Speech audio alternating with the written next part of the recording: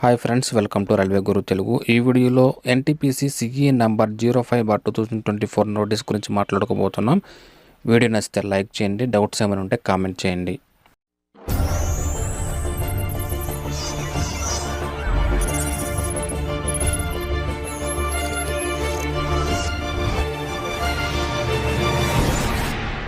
ముందుగా మనకి ఈ పీడిఎఫ్లో మనకి కంటెంట్ ఏముండబోతుందని చెప్పేసి ఇక్కడ ఇచ్చారు. ఇక్కడ ఒక వార్నింగ్ అయితే ఇచ్చారు లాస్ట్లో. ఇదేంటంటే అఫీషియల్ వెబ్సైటే మీరు నమ్మాలి. అఫీషియల్ వెబ్సైట్లు ఏదైతే మీకు ఇస్తారో అది జెన్యూను. ఇక్కడ చూస్తే కనుక ఇంపార్టెంట్ డేట్స్ అయితే ఇచ్చారు. అప్లికేషన్ డేట్ వచ్చేసి మనకి 13, ఈ మంత్ 13. ఓపెనింగ్ డేట్ వచ్చేసి 14th. అలాగే క్లోజింగ్ ఆన్లైన్ రిజిస్ట్రేషన్ వచ్చేసి నెక్స్ట్ మంత్ 13th వరకు అయితే ఇచ్చారు. అలాగే పేమెంట్ చేయడానికైతే 2 days ఎక్స్ట్రా ఇచ్చారు, 14, 15 ఇచ్చారు. అలాగే మోడిఫికేషన్ చేసుకోవడానికి కూడా మనకి విండో అయితే ఉంటుంది. 16th October నుంచి 25th వరకు అయితే ఉంటుంది. ఈ నోటిఫికేషన్లో మనకి ఏమైతే పోస్టులు ఇచ్చారంటే chief commercial cum ticket supervisor, station master, అలాగే goods train manager, junior account assistant cum typist, senior clerk cum typist. ఇక్కడ ఎట్ ఏ గ్లాన్స్ కనుక మనం చూస్తే టోటల్ మనకి 5 రకాల పోస్టులు అయితే ఉన్నాయి. అది లెవెల్ 5, లెవెల్ 6 అయితే ఇచ్చారు.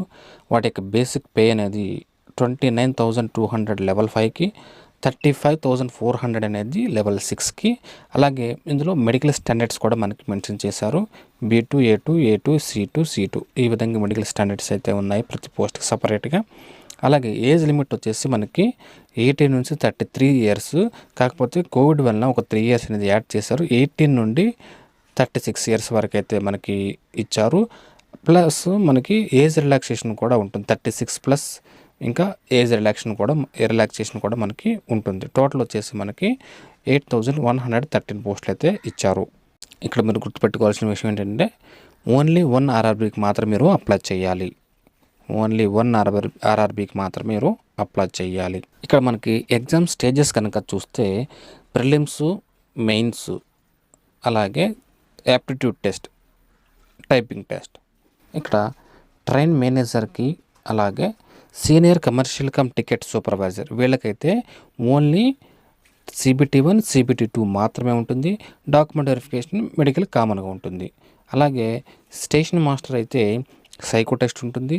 అలాగే కమర్షియల్ అకౌంటెంట్కి సంబంధించి, క్లర్క్ సంబంధించి ఆ టైపిస్ట్ అంటే టైపింగ్ కూడా మీరు పాస్ అవ్వాల్సిందే. ఇక్కడ మనం చూస్తే short listing for various stages. ఇక్కడ వచ్చేసి స్టార్టింగ్ మనకి సెకండ్ స్టేజ్కి వెళ్ళాలి అంటే 1:15 రేషియోలో అయితే తీసుకుంటున్నారు. ఆ తర్వాత స్కిల్ టెస్ట్ ఏదైతే ఉంటుందో వాటికి 1:1 ఒక పోస్ట్కి వచ్చేసి 8 మెంబర్స్ని తీసుకుంటారు. ఈ విధంగా సెలక్షన్ అనేది ఉంటుంది. అలాగే మనకి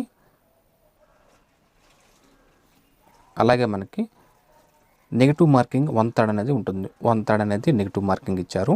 మెడికల్ స్టాండర్డ్స్ అయితే ఇక్కడ మనకి ఇచ్చారు. ఏ విధంగా ఉండాలి ఏంటి అనేది, ఫిజికల్ ఫిట్నెస్ ఏ విధంగా ఉండాలి ఏంటి అనేది విధంగా మనకి డీటెయిల్స్ అంటే కంప్లీట్గా ఇచ్చారు. ఇక్కడ ఒకసారి నోటీస్లో చూడండి.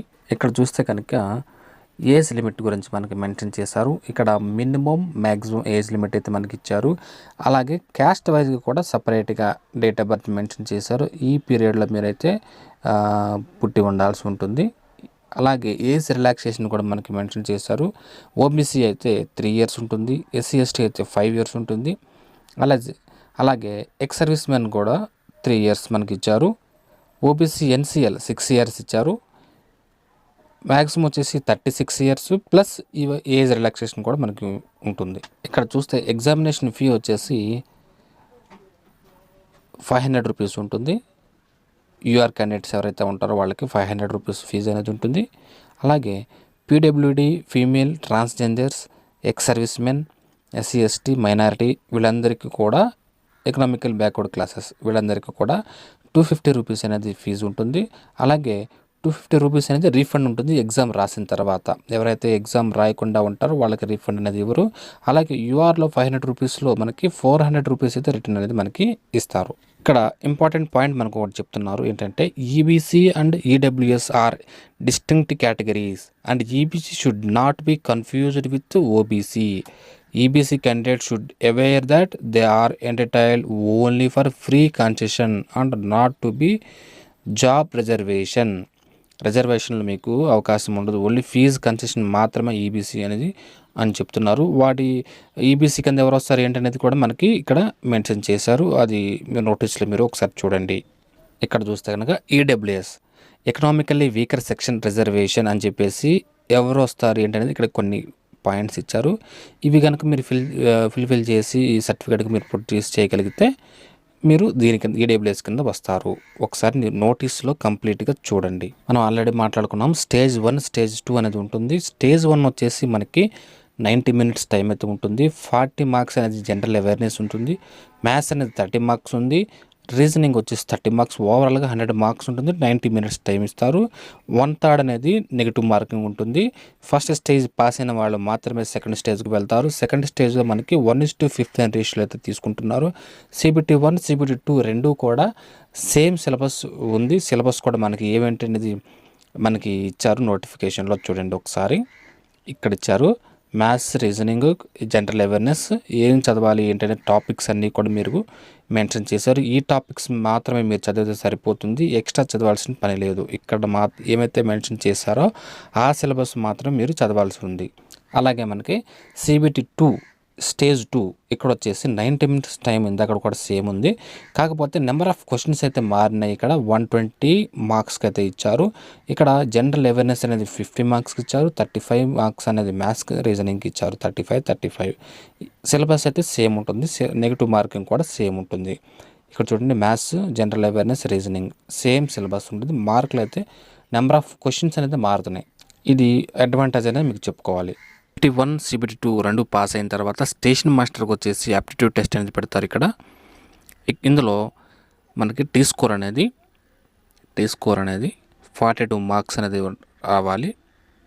డిఫరెంట్ సెక్షన్స్ ఉంటాయి. ప్రతి ఒక్క దానిలో కూడా 42 మార్క్స్ అనేది మినిమం రావాల్సిందే. ఇది 1:8 రేషియోలో తీసుకుంటారు ఇందులో. తర్వాత టైపింగ్ టెస్ట్ అయితే ఎవరైతే క్లర్క్ సంబంధించి పోస్టులు ఏవైతే ఉంటాయో వాటికి టైపింగ్ టెస్ట్ అయితే ఉంటుంది. ఈ టైపింగ్ వచ్చేసి ఇంగ్లీష్ వర్డ్స్ అయితే 30 వర్డ్స్ పర్ మినిట్ ఉంటుంది. అలాగే హిందీ అయితే 25 వర్డ్స్ పర్ మినిట్ ఉంటుంది. ఈ విధంగా కంప్యూటర్ టెస్ట్ అనేది ఉంటుంది. తర్వాత డాక్యుమెంట్ వెరిఫికేషన్ అనేది చేస్తారు. తర్వాత మెడికల్ ఉంటుంది.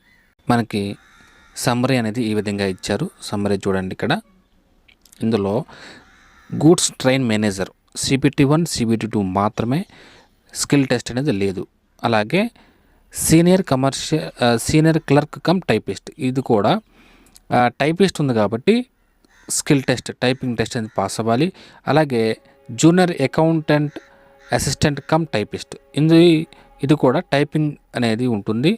అలాగే chief commercial cum ticket supervisor దీనికైతే ఓన్లీ CBT 1 CBT 2 మాత్రమే ఉంటుంది. అలాగే స్టేషన్ మాస్టర్ వచ్చేసి కంప్యూటర్ బేస్డ్ యాప్టిట్యూడ్ టెస్ట్ అయితే ఉంటుంది. కొంతమంది రెండింటికి ఎలిజిబిలిటీ ఉంటారు. అప్పుడు ఈ 2 టెస్టులు రాయాల్సి వస్తుంది. ఖచ్చితంగా ఈ 2 రాయాలి. ఏది ఎలిజిబిలిటీ ఉంటే అది వస్తుంది. ఒకవేళ ఈ 2 పాస్ అవ్వలేదు అనుకోండి, ఏదైతే మీకు goods train manager CBT 1 CBT 2 score ఆధారంగా మీకు ఆ పోస్ట్ కనుక కట్ ఆఫ్ రీచ్ అయితే ఆ పోస్ట్ అనేది మీకు ఇస్తారు. ఇక్కడ అప్లికేషన్ మీరు పెట్టేటప్పుడు పోస్ట్ ప్రయారిటీ అనేది ఇవ్వాల్సి వస్తుంది. అలాగే స్క్రైబ్ అనేది ఉంటుంది అని చెప్తున్నారు. బ్యాంక్ డీటెయిల్స్ అయితే ఇవ్వమని చెప్తున్నారు. లాంగ్వేజ్ సెలెక్షన్ చేసుకోమని చెప్తున్నారు. ఇదంతా కూడా అప్లికేషన్ ప్రాసెస్లో మీకు అడుగుతుంది. ఇక్కడ చాలామంది మిస్టేక్ అయితే చేస్తారు. ఏంటంటే సిగ్నేచరు అలాగే ఫోటో అప్లోడ్ చేసేటప్పుడు వాళ్ళు ఇచ్చిన ఫార్మాట్ ఏదైతే ఉందో ఏ విధంగా అయితే ఆ ఫోటో అనేది ఉండాలి, white and light colour background ఉండాలని చెప్తున్నారు. ఇక్కడున్న మీకు స్పెసిఫికేషన్స్ ఏవైతే ఇచ్చారో వాటిని ఫాలో అవుతూ మీరు ఫోటో అనేది అప్లోడ్ చేయాలి. సిగ్నేచర్ కూడా అదే విధంగా అప్లోడ్ చేయాలి. మిస్టేక్ చేయొద్దు. ఒక్కొక్కసారి మీకు అప్లికేషన్ అనేది రిజెక్ట్ చేసే అవకాశం కూడా ఉంటుంది. చాలామంది ఇక్కడ అప్లోడ్ చేసేటప్పుడు మిస్టేక్ ఏదైనా చేస్తారు. ఇక్కడ కొన్ని ఫామ్స్ అయితే మనకి మెన్షన్ చేశారు. ఇది వచ్చేసి caste certificate SC ST NXO 1. అలాగే ఈ విధంగా ఫామ్స్ అన్నీ కూడా మనకి ఏ విధంగా ఉండాలనేది నోటిఫికేషన్లు ఇచ్చారు. డాక్యుమెంట్ వెరిఫికేషన్ అప్పుడు ఇదే ఫార్మాట్లో మీరు తీసుకువెళ్ళాల్సి వస్తుంది. ఇక్కడ చూడండి, పోస్ట్ వైజ్గా మనకి ఎడ్యుకేషన్ క్వాలిఫికేషన్ ఏముండాలి అని చెప్పేసి ఇక్కడ మనకి మెన్షన్ చేశారు. ఇక్కడ పోస్టులు అనేది ఇచ్చారు, లెవెల్, పే, అలాగే మెడికల్ స్టాండర్డ్స్. ఇక్కడ మినిమం ఎడ్యుకేషన్ క్వాలిఫికేషన్ ఇక్కడ మెన్షన్ చేసే పోస్ట్ వైజ్గా ఇది ఒకసారి చూడండి. ఇక్కడ వచ్చేసి ఆర్ఆర్బి బెంగళూరు, ఇక్కడ మొత్తం 496 పోస్టులు అయితే ఉన్నాయి. అందులో 116 ఏమో స్టేషన్ మాస్టర్లు ఉన్నాయి. అలాగే గూడ్స్ ట్రైన్ మేనేజర్ 237 పోస్టులు అయితే ఉన్నాయి. ఇక్కడ ఒకసారి చూడండి, ఎక్కడ పోస్టులు ఎక్కువ ఉంటే చూసుకుని దాని ప్రకారం మీరు జోన్ సెలెక్షన్ చేసుకోండి ముందుగానే. ఆర్ఆర్బి భువనేశ్వర్ కనుక చూస్తే టోటల్ పోస్టులు వచ్చేసి మనకి 758 పోస్టులు ఉన్నాయి.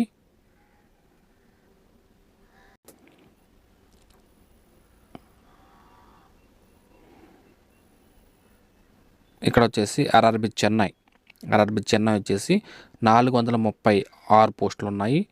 Chief commercial cum ticket supervisor ఈ పోస్ట్ వచ్చేసి 155 పోస్టులు ఉన్నాయి. తర్వాత junior accountant assistant cum typist 144 పోస్టులు ఉన్నాయి. అన్నిటికంటే ఎక్కువగా మనకి ఆర్ఆర్బి కోల్కతా 1382 పోస్టులు అయితే ఉన్నాయి. ఇక్కడ చూసుకోండి, కాంపిటీషన్ అయితే ఇక్కడ ఎక్కువ ఉంటుంది. ఇక్కడ వచ్చేసి ఆర్ఆర్బి ముంబై, ఇందులో 827 పోస్టులు ఉన్నాయి. ఎక్కడ పోస్టులు ఎక్కువ ఉంటాయో అక్కడ కాంపిటీషన్ అనేది మ్యాక్సిమం ఉంటుంది, ఒకసారి చూసుకోండి. ఇక్కడ వచ్చేసి ఆర్ఆర్బి సికింద్రాబాద్ 478 పోస్టులు ఉన్నాయి. స్టేషన్ మేనేజర్ పోస్టులు వచ్చేసి 10 మాత్రమే ఉన్నాయి. గూడ్స్ ట్రైన్ మేనేజర్ పోస్టులు వచ్చి ఎక్కువ ఉన్నాయి ఇందులో.